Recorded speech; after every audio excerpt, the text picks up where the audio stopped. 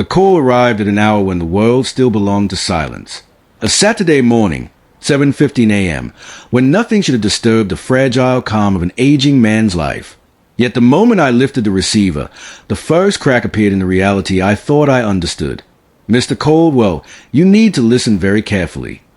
The attorney's voice didn't tremble, but mine did. The words he delivered slid into my veins like cold poison. For decades of sacrifice, gone. A trust meant for my grandchildren, bled dry. And the thief? The architect of the betrayal? My own daughter. But the money wasn't the worst of it. No, the deeper cut came from the discovery of a child, my grandchild, hidden from me with a precision only guilt can craft. This wasn't a fall from grace. It was a quiet detonation, one that would ignite a war fought not with fists, but with documents, recordings, traps, and truth sharp enough to flay the soul. If you've ever felt a tremor in your heart when someone you love begins to lie, if you've ever sensed betrayal blooming beneath the surface, stay with me until the final breath of this story. What happened next may be the warning someone you love desperately needs. It began on a morning that should have passed without consequence, a quiet hour softened by the grief-soaked heaviness of an anniversary I never wanted to mark. 2 years since Barbara's voice had fallen silent in our home. 2 years since the chair across from me at the kitchen table had remained empty, though I often caught myself glancing at it as if a ghost might still be sitting there with the same gentle patience she'd always shown. The envelope from Fidelity had been resting on the table for 3 days, untouched. I knew that opening it would summon memories of every spreadsheet Barbara and I had built together, every discussion about risk tolerance and long-term returns, every sacrifice we'd made to leave something meaningful for the children who carried our name into the future. Reviewing the numbers without her felt like trespassing into a temple we had once tended together. But routine has a way of dragging a man forward, even when grief would rather keep him anchored. So I opened the envelope, smoothed the papers across the worn grain of the oak table she'd chosen 40 years earlier, and let my eyes glide over the familiar rows of percentages and projections. Everything appeared typical at first glance. Modest losses from market volatility, allocation percentages holding steady, scheduled distributions accounted for. It should have comforted me, but it didn't. Something pricked at my instincts, an instinct sharpened by decades spent hunting irregularities in balance sheets and loan applications. Something humbly buried in the fine print, a line most people would never notice. I reached for the calculator, Barbara's gentle complaint about my obsessive checking echoing in my mind, and ran the numbers backward. One line refused to reconcile. A distribution listed under a name that meant nothing to me. Mason Caldwell Reed. I whispered it aloud, as though speaking it would summon some hidden memory. Nothing surfaced. No distant cousin. No forgotten relation. No branch on our family tree held a Mason. And certainly not one entitled to $25,000 of trust money. I rechecked the beneficiary guidelines. I went through my private notes. I cross-referenced every approved payment. Tyler's engineering program. Samantha's orthodontic. Grace's reading specialist. Emma's Arts Academy tuition. Every legitimate distribution was accounted for, but Mason remained like a stain on white linen. Medical expenses, the statement read, chronic condition management, a justification that should have triggered compassion. Instead, it triggered dread. If my family was facing a medical crisis, I would have been told. Victoria would have told me. She always had. So I called her. Calm voice, steady tone. The practiced neutrality of a man who's learned that confronting a suspicious truth requires quiet footsteps. "Sweetheart," I said, I was reviewing the quarterly statements and came across something I can't place. A distribution for someone named Mason. Do you remember how it's related to us? There was a pause. Not long. Just long enough. "Oh, Mason. Yes. Dad, his technically extended family. Jennifer's son. You remember cousin Jennifer in Chicago." But I didn't. Barbara would have remembered. Barbara remembered everyone. Still, I let the uncertainty play out, masking caution with confusion. "And his ill?" I asked. "Very," Victoria answered. "Autoimmune. Complicated. They are struggling." Her tone was steady. Practiced. The kind of tone people use when they rehearse a lie until it feels like truth. But I didn't want to believe she was lying. She was my daughter, my responsible one, my organized one. The child who'd sat beside me balancing mock checkbooks when she was 9, proud of every correct entry. The daughter who'd thanked me for building a trust that promised her children opportunities she never had. I held on to that memory as a drowning man clings to driftwood. But the driftwood was already sinking. I asked for documentation. She promised to send it next week. Next week arrived and left. Nothing came. And the next statement revealed another distribution. This time $30,000. Another medical emergency. Another payment to a person who didn't exist anywhere but in those printouts. I bought a small spiral notebook, the same kind I used years ago while investigating corporate fraud. Dates, amounts, phone conversations, questions she answered, questions she dodged. My notes filled faster than I expected. Victoria began visiting more often, as if proximity might control my suspicions. But proximity only exposed more shadows. Her new purse, a Louis Vuitton, rested on my countertop like a quiet confession.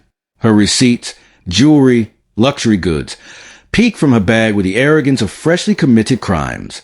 I told her my memory was slipping. A lie crafted deliberately. A lure offered gently. If she believed I was softening, she would feel confident enough to reveal what she had buried. She smiled with relief, touched my hand, told me not to worry, said she'd handle details from now on. But the warmth in her voice no longer reached my bones. Behind every gesture, I sensed a faint hum of a deception that had begun to grow legs. And every time she said the name Mason, it sounded the way a cracked mirror looks, distorted, fragile, reflecting something wrong.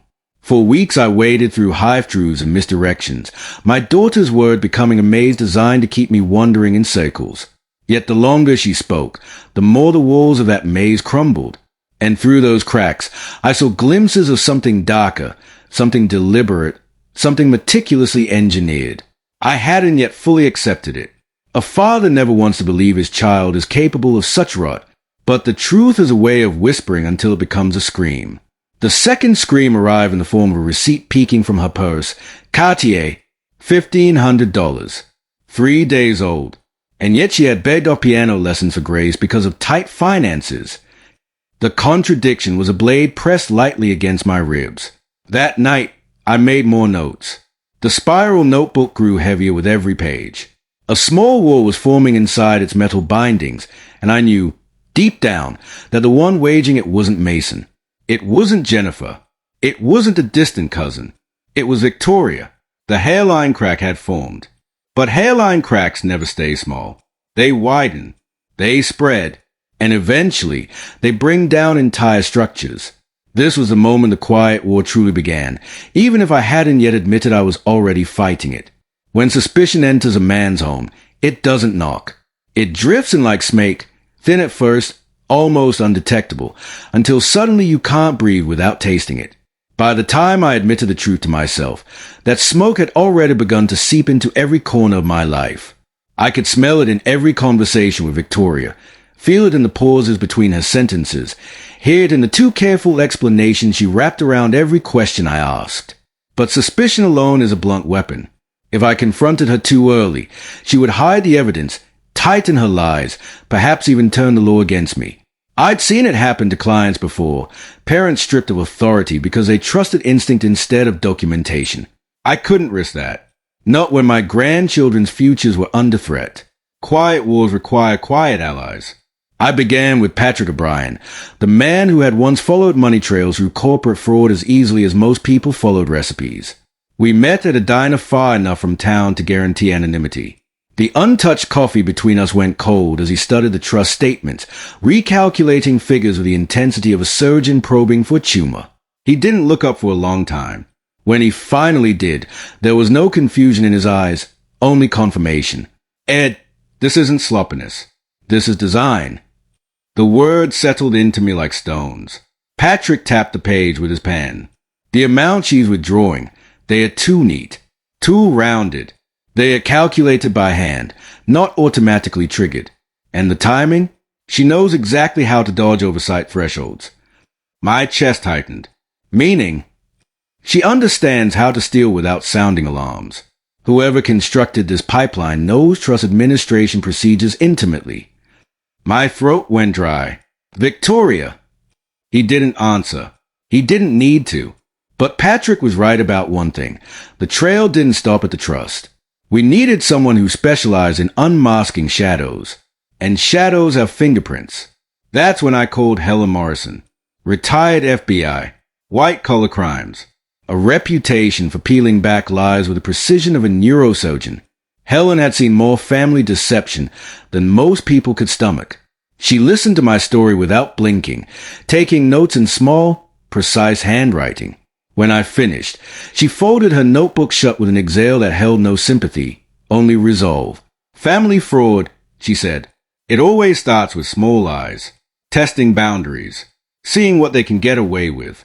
But when someone builds a fictional person, she tapped her pen once. That's escalation. That's someone who's gotten comfortable lying. She laid out her plan. Phase 1 would determine whether Mason existed. Phase 2 would determine who built him. The investigation began quietly, pulling birth records, searching school registries, combing insurance databases. Weeks passed in a heavy, suffocating silence. Victoria still visited, still smiled, still asked about my health with the same gentle tone she used when she was 6 and wanted to stay up late. She did not know that every lie slipped into the air between us was being documented. 8 weeks later, Helen called. Her voice was controlled, but beneath the calm was something sharp. Ed, Mason isn't real. A long, breathless moment swallowed my response. No birth certificate, no social security number, no medical claims, no school records, nothing. He never existed. I sank into my kitchen chair, the same one Barbara used to sit beside. I imagined her hands on mine, imagined her voice murmuring caution. But even Barbara, with all her wisdom and patience, could never have prepared me for this. Helen continued, but the account receiving the trust distributions? Very real. She began to list the funds that paid for high-end retailers, luxury travel, jewelry stores, gambling platforms, cash withdrawals large enough to sting. $230,000, siphoned with the quiet precision of a surgeon carving pieces out of a living body. And the pace was increasing. The withdrawals were growing larger, more frequent, more desperate. She's losing control, Helen said. Fraudsters always do when they sense risk. Risk? She meant me. Victoria had begun to sense the shift in my voice. The questions, the pauses, the cracks in my feigned forgetfulness. Helen warned me that if Victoria felt cornered, she might take preemptive legal action, perhaps even claim I was mentally unfit. A chilling possibility. But Helen's strategy for Phase 2 was simple. Apply pressure. Ask questions Victoria couldn't answer. Force her to inhabit the lie until it suffocated her. So I began constructing the trap. I called Victoria sounding tired, almost fragile. I spoke of health concerns, tests my doctor wanted to run. I mentioned estate planning, complexity, confusion. Then, very softly, I slid the blade beneath the skin of her scheme. I've been thinking about liquidating the trust, I murmured, simplifying everything while I'm still competent. 4 separate accounts. No more administrative complexity. The silence that followed was long enough to count heartbeats. Dad, that's drastic. You shouldn't make decisions like that without expert advice. She tried to steer the ship, tried to regain control, tried to coax me into trusting her judgment over my own. But she was no longer leading the dance. 3 days later, Patrick called again. She took $4,000 to $5,000 yesterday. Emergency medical treatment for Mason. The trap was working. She believed time was slipping away. And desperate people make sloppy thieves. But the breaking point came without warning. Helen phoned one morning. Her breath quick, her tone electric. Ed, she slipped. Victoria had visited me the day before. She carried herself with that same tense, too bright smile. At some point, she stepped into my living room for privacy. She didn't know about the recording device Helen had hidden inside the ceramic penguin Grace once made me. It captured everything. Helen played the audio through her phone. I listened as my daughter's voice filled the room, not once, but twice. First as herself, then God help me, as Jennifer. She was speaking to no one, performing both sides of the conversation, switching between tones, inventing worries, fabricating medical updates, strategizing how to extract more money before I caught on. The lie had grown so large he now lived inside it. But Helen wasn't done. "There's something else," she said. A pause. "Too long. Ed, Victoria has another child." My breath stopped. Her name was Lucy, 8 years old, on the autism spectrum, receiving specialized services for 3 years. A grandchild I had never touched, never spoken to, never even heard about. Hidden deliberately, systematically, completely, not because she was unwanted, but because acknowledging her would require trust distributions Victoria couldn't steal. Something inside me broke, not with anger, but with a deeper, quieter grief. My daughter hadn't just stolen money. She had stolen family. And though the war had been silent until now, the silence shattered in that moment. Nothing about this would remain quiet anymore. The day Victoria marched into the courthouse to declare me incompetent, she believed she was making her boldest move. What she didn't know, what she couldn't have imagined, was that every step she took was falling directly into the trap she had unknowingly helped build. It began with a knock on my door and a courier envelope bearing the county seal. Inside lay a formal petition, emergency conservatorship, filed by my daughter, claiming I was no longer mentally capable of managing my own affairs. For a moment, I simply stared at the document. Not with shock. Shock implies surprise. What I felt was something quieter, colder, a sadness as dense as winter fog settling on a battlefield where two armies once fought under the illusion of love. Helen called within hours. "Ed, this is good. This gives us a courtroom, a judge, the authority to subpoena documents she's been hiding. She just opened the door for us." The irony would have been amusing if it weren't so devastating. My daughter had weaponized a legal system to seize control of a trust she'd already been pillaging. She thought she was preempting discovery, but she had no idea discovery had already mapped her entire deception down to the breath. Preparations began immediately. Attorney James Richardson assembled a team, neurologists, forensic accountants, digital analysts. My home became a war room, evidence boxes rising like sandbags against the threat Victoria had unleashed. Richardson examined every letter, every statement, every recorded call with the precision of a surgeon stitching truth together from fragments of rot. "She wants to prove you're incompetent," he told me. "We'll show them you're the only competent party in this entire situation." Yet beneath all the strategy, one thought haunted me every night. My daughter is willing to destroy my reputation to protect her lies. I had lived long enough to know the cruelty people are capable of when their narratives are threatened. But knowing is different from being targeted by it. The wound cut deeper because it came from blood. The morning of the hearing arrived with sunlight that felt wrong, too bright for what was about to unfold. I wore the suit Barbara had bought me for our 40th anniversary. I remember smoothing the jacket one last time, and imagining her standing beside me in the mirror. "You've always seen the truth before others," she would have said. "Just keep breathing." But breathing felt difficult the moment I stepped into the courtroom. Victoria sat at the plaintiff's table, dressed in muted tones that suggested modesty and concern. Her attorney, Sarah Chen, had arranged her papers with surgical precision. Behind them, strangers waited as witnesses, people who would speak about my alleged confusion, my supposed decline. I recognized none of them. Richardson leaned toward me. Let them talk. Lies unravel when exposed to daylight. The judge entered, a stained, composed woman whose expression gave nothing away. Once formalities ended, Chen rose for her opening statement.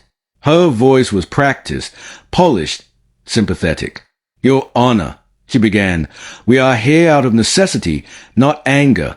My client's father has shown signs of diminishing cognitive capacity. His recent decisions regarding the family trust are reckless, inconsistent, and place 4 vulnerable grandchildren at risk." Her words painted me as fragile, confused, unraveling. She introduced Mason as if he were flesh and bone, describing him with the confidence of someone who had never considered that truth might one day demand proof. She spoke of medical crises, urgent expenses, long nights of fear. Every lie buttered with sincerity. She even referenced my questions about him as confusion about family connections. The audacity almost impressed me. Almost. When she finished, Richardson rose with measured calm. His voice carried the weight of something irrefutable. Your Honor, what we will show today is not incompetence. It is vigilance. And what my client uncovered is not misunderstanding. It is fraud. The word hung in the air like a blade suspended above an outstretched neck. He spoke of irregular distributions, missing documentation, digital footprints leading nowhere. He didn't yet reveal the recordings. That would come later. But the judge shifted, sensing the tectonic plates beginning to move. Then came the witnesses. First, Dr. Foster, the geriatric specialist Chen had recruited. She spoke carefully, acknowledging minor age-related changes but denying any signs of dementia. Richardson dismantled her testimony with surgical ease. You evaluated him for 45 minutes. Yes. Were you given any examples of his alleged concerning behavior? No. Did you perform executive function or financial capacity tests? No. So you cannot speak to his ability to manage complex financial structures? No. The first crack formed. Then Victoria took the stand. She placed her hand on the Bible, swore to tell the truth, and proceeded to weave a tapestry of lies so intricate she might have believed them herself. Dad has been confused, she said softly. He forgets things. He repeats questions. He's making impulsive decisions. Her voice trembled perfectly, just enough to evoke sympathy, not enough to betray guilt. When Chen asked about Mason, Victoria launched into her well-rehearsed narrative. Medical emergencies, chronic condition, privacy concerns. Not a flicker of doubt crossed her expression, until Richardson approached. Miss Caldwell Reed, he began, what is Jennifer's full address? She's moved several times. And Mason's medical condition. It's complex. And his specialist, Dr. Stevens in Chicago. Richardson opened the file. The first strike. There is no Dr. Stevens at that hospital. The second strike. There are no insurance claims under Mason's name. The third strike. There is no record of a birth, school enrollment, or legal existence for this individual. Victoria's throat moved as she swallowed. Chen shifted uncomfortably. The judge leaned forward. Richardson pressed on. Miss Caldwell Reed, is Mason real? Silence. And then, quietly, he nodded to Helen. She approached the evidence table, set down a device, and pressed play. Victoria's voice filled the room. Her normal voice. Then her altered voice. Then the two interwoven in a grotesque duet of self-deception. A one-woman conversation between Mother and Jennifer. A performance so detailed, so desperate, it left the room frozen. I watched Victoria as the recording played. Watched her chest rise and fall too quickly. Watched her facade crumble in real time. But the collapse was not complete. Not yet. Because then Helen entered with someone small beside her. A girl. Dark hair. Serious eyes. Hands folded carefully in front of her. Lucy. My granddaughter. The room's temperature shifted. The judge's face softened. Victoria's face broke. The lie was dead. But the truth had fangs. When the gavel struck wood and Judge Wells' verdict echoed across the courtroom, a strange quiet settled over me. Not relief, not triumph, but the heavy stillness that follows a storm violent enough to reshape a landscape. I had won, yes, but the victory tasted of splinters and smoke. Because victory in a war against your own child is not a clean thing. It leaves ash on your hands. Victoria's face in that final moment was not the face of a thief or a mastermind or even a liar. It was the face of a woman realizing, all at once, the full gravity of the ruin she had created. Shock and regret, and something deeper, fear, maybe, or shame so vast it swallowed her. Still, the consequences felt like the judge's words were stones dropped into still water. Full restitution, criminal investigation, loss of trusty authority, immediate freezing of all distributions. But those were only the legal consequences. Her real punishment came when Lucy stepped forward, small, silent, curious, and looked at her mother with eyes that held none of the lies, none of the manipulation, none of the rot. Only truth. Truth always has a way of simplifying things. The courtroom emptied slowly, the murmurs of strangers trailing off like fading static. I remained seated, staring at the grain of the wooden table where I'd spent 3 hours proving I was not the one who needed saving. Richardson placed a hand on my shoulder. You did exactly what a grandfather should do. But my chest tightened because I didn't feel like a man who had protected anything. I felt like someone who had survived something terrible, something that cost him pieces he would never fully reclaim. It wasn't until Helen approached, guiding Lucy toward me, that the fog shifted. She wants to talk to you, Helen said softly. Lucy stood before me with the same calculator-sharp gaze she'd shown during our first meeting. She didn't reach for me. She didn't smile. She simply asked a question in a voice barely above a whisper. Grandpa Ed, can I still see you? The dam inside me cracked. Yes, I said, my voice thick. You can see me every single day if you want. Her shoulders eased, just a fraction, and something warm, a feeling I hadn't allowed myself in months, glimmered faintly beneath the exhaustion. Life after the hearing didn't return to normal. It didn't even try. Instead, it rebuilt itself, piece by slow piece, like an injured limb learning how to move again. Lucy moved into my home 3 weeks later while Victoria entered her court-ordered treatment program. Introducing a new child into a 72-year-old man's quiet life was chaotic, to say the least. The routines I'd once clung to became flexible things. Mornings now belonged to hot chocolate and newspaper explanations interrupted by unfiltered questions. Evenings filled with puzzles, therapy worksheets, and bedtime stories I had forgotten since my own children were young. But Lucy adapted faster than I expected. She moved through my home like she was mapping it, cataloging objects, memorizing patterns, assigning purpose to every space. Sometimes I'd catch her staring at the family photographs on my shelf. She'd trace their frames with her eyes, absorbing the history that should have included her all along. One evening, as she studied a picture of Barbara, she asked quietly, was she nice? I swallowed. She would have adored you. Lucy nodded like she already knew. Over the months that followed, our bond thickened like wet clay being shaped by steady hands. She helped me brew morning coffee, though hers remained strictly hot chocolate. She learned basic investing faster than most adults I'd worked with. She built puzzles with a kind of focus that reminded me painfully of Barbara's careful attention to detail. But healing wasn't just for her. Every time she asked a question, why didn't Mom tell you about me? Why did she make up a boy? Why is she sad? I found myself wrestling with truths I wished I could rewrite. Yet children deserve honesty, even when the honesty hurts. Your mom made mistakes. I told her once. Big ones. But she's trying to fix them now. Lucy absorbed the answer quietly, as she did with most things. Then she said, I think she'll do better when she's done being scared. I realized then that Lucy understood her mother better than any adult ever had. Meanwhile, the reconstruction of the trust was a labyrinth. Patrick O'Brien spent endless hours with me reorganizing structures, implementing safeguards, ensuring not another dollar could vanish into a phantom child's pockets. The process was tedious, technical, exhausting, but necessary. Lucy required specialized educational programs, occupational therapy, speech support, and long-term planning for adulthood. The trust was re-engineered to guarantee those resources would always be available to her, no matter what storms might come in the future. Helen stayed involved as well. Her role shifted from investigator to something more like a guardian, a quiet sentinel making sure no hidden leak remained in the financial walls we rebuilt.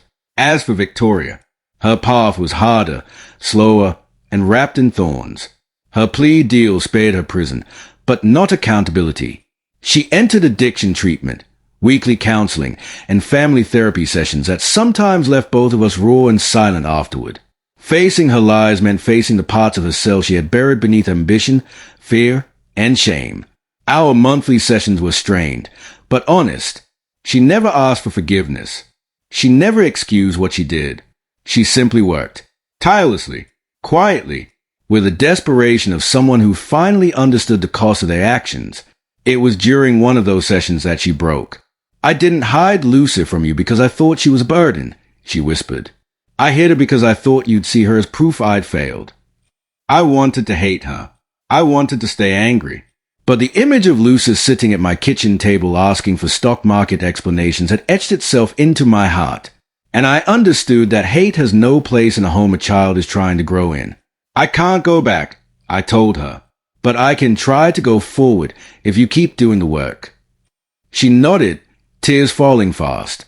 The road to healing was long. Still is, but we were walking it, however slowly. Months passed. Seasons shifted. Lucy settled into routine so deeply they began to feel like tradition. One afternoon, while working on a puzzle of the Milky Way galaxy, a puzzle we'd spent weeks preparing for, Lucy paused and looked at me with that earnest, unnervingly perceptive gaze. "Grandpa Ed," she asked, "do you think Mom's learning something important?" I set down the puzzle piece in my hand. "I hope so," I told her. "Sometimes people need to lose everything before they understand what matters." Lucy nodded thoughtfully. "I'm glad you didn't lose me," she said. And just like that, the last shard of bitterness in my chest loosened. Because in the ashes of everything Victoria destroyed, something new had taken root. Something fragile. Yes, but real. Honest. Alive. A grandfather. A granddaughter. A quiet home rebuilding itself, one routine. One puzzle. One cup of hot chocolate at a time. Some wars end with ruins. Ours ended with a child who finally had a place where she belonged. And for the first time in a very long time, I felt like I belonged again too.